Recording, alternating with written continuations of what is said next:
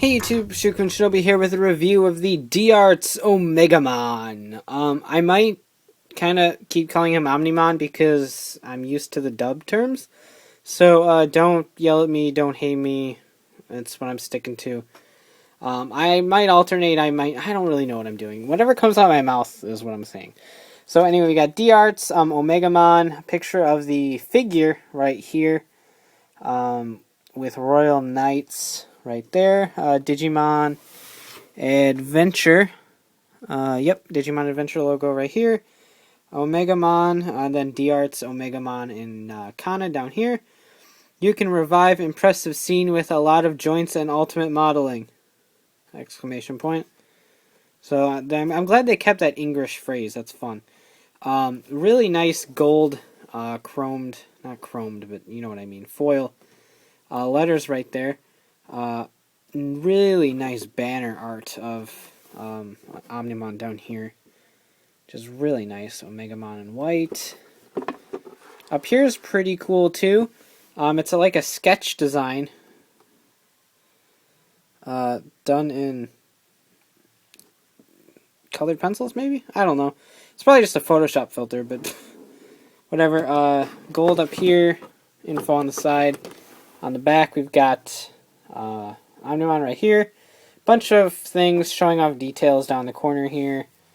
More stuff right there. And another really awesome picture of him right here. So, I'm going to start by saying that this is absolutely the most fascinating box I've ever gotten in a Tamashii figure, or any sort of figure for that matter. It was kind of large, which was surprising to me considering the figure's only this big. But it's just so gorgeous. The backgrounds, the lettering, the foil, the pictures of the figure, the banner art. Everything is just done so well on this box that it's almost worth it for the box alone. In fact, it makes a really good display box if you can set that up. Set it up like the figure in front of it and stuff. It looks absolutely gorgeous. So here is his Omnimon himself. He comes with two different capes, but considering they kind of get in the way of showing off details, I'll hook them up later. So here is his base. There really isn't too much to go over besides detailings. I'll cover articulation real quick. Full rotation right here. That is just on a swivel ball joint style thing. So lots of swivel. These right here, these shoulder pads, they pop off fairly easy, but they just pop right back on. They're on a swivel, so they don't get in the way at all, and the shield's out so far that it doesn't get in the way at all. So same articulation over here. You've got a double joint right here. It's a very large double joint, but double joint nonetheless. So you got one right here and then one right at the underside. And then inside right here is a small ball joint, so you get a little bit of a wrist articulation. Same thing on the Metal Garurumon head over here. The jaws open up on both of them, mostly to allow the weapons to go in, but both the jaws open on his arms. And Metal Garurumon's whisker-like things even move. So that's a definite bonus too. WarGreymon, nothing really moves on him. So that's still fine. Body-wise, he's got a ball joint that does tend to come out right there, but it's not really a huge hindrance. In fact, this is only the second time it's ever happened to me. No sort of articulation up in his upper chest region, except a very limited ball joint right here. That's very, very, very stiff. This piece does go back and forth for whatever movements you need. We'll just set that aside for now because it's easier to look at the legs. His crotch piece is very loose. I think I don't know whether it's on a peg. Looks like it's just on a peg and it sits in there. So I don't know if there's a really way to plug that out and tighten it up any, but that's really loose. And then you've got the other connection of the ball joint right there, so he does have a waist swivel. Leg-wise, it's pretty much the same as Figuarts and stuff. It feels a little bit more ratchety, at least the thigh joint right here. So it's certainly not bad at all. You get quite a bit of motion. A double joint right here at the knee, so you can get quite a long range of motion there. Then a ball joint on the upper part of the feet. All of these little chromed feet are on ball joints, so they're all movable. The back is on a swivel, so that is movable. It might be a ball joint, but... And then his legs do go, or his feet do go back and forth on that joint right there. So basically, any sort of position you get him in, he can stand on 2 feet flat. Like, he can go probably about as far as he can split, and he can still sit flat-footed on the table. So you really no problems with standing up this guy. At least base-wise. So let's plug them back together. He prefers to be one whole piece. Get him situated. Head sculpt is absolutely great. I just got done watching Cross Wars, so I'm kind of used to his head shape because it's a lot like Shoutmon Cross 3 and 4 and well, not 5, but it's very similar to that, so it's really, really nice. These could have a tendency of breaking. They're just kind of a plastic. I wouldn't worry about it too bad as long as your Omnimon doesn't fall from great heights. He should be okay. Lots of neck articulation, so his head can do pretty much anything.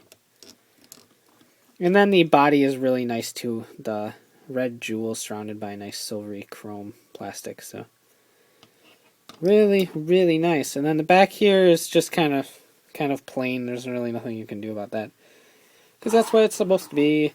So I'm going to continue to ignore the capes for a little bit and focus on the weapons because it's easier to plug them in with the cape off. So Metal Garurumon, what you want to do is it comes with this other mouthpiece. This mouthpiece is shaped quite a bit differently than the one that's on there. And it stores the cannon a lot easier than this one does. So first I'll demonstrate. The cannon has you can see that, a flat plug right on that left side. And then inside here there is a flat plug. So that's just going to plug right in. It's certainly not the easiest thing to do in the world, because you got to get everything nice and wide and opened. And so that just plugs right in there. And so, as you can see, it kind of looks a little bit goofy like that. So they included an extra piece. It's probably a little bit easier if you just pop off Metal Garurumon's head. So just pull it and it plugs right off, and then where that was, just plug it right in. It's just a simple clip that attaches, so probably easier if I took that off. So you hear the snap, and that's all plugged in. So reopen the head and attach the Garuru cannon. And then, as you can see, it sits flush with the cannon now, so that it just overall looks a lot better. Then plug that right back in, and now you've got a Metal Garurumon arm that is all nice and flush and pretty. So hooray! So you can keep it like that, or if you want to give him his sword too, just open up WarGreymon's head, like so. Take the sword. Speaking of the sword, we'll take a look at it real quick. Nice faded black, chromy-ness. On the sword here, the nice digi lettering is really well done, and then the entire sword is chromed, so it looks absolutely gorgeous. So just kind of squeeze that in there and plug it into the hole. Then close the mouth, and there you go. He got his weapons. So sit him up straight.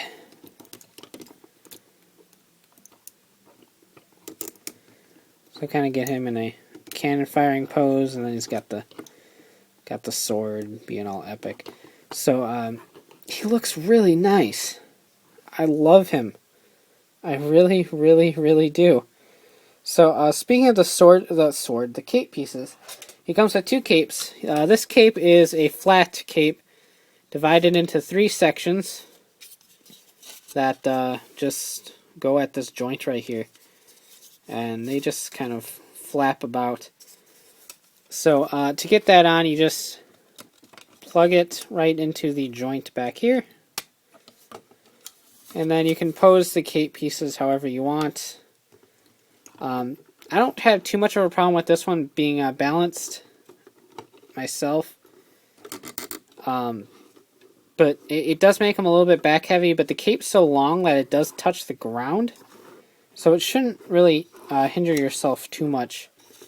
Unless you have them in like some sort of very epic cape blowing thing. Like that or something. But the cape pieces aren't that tight, and so they tend to fall back down. And then you have the second cape piece, which is just this giant hunk of plastic right here. That totally fucks around with my lighting when I do that.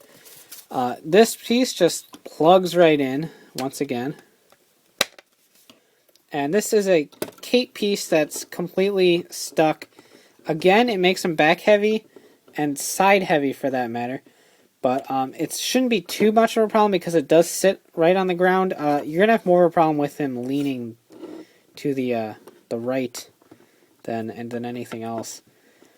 So with this one, you can pop WarGreymon's head off, apparently.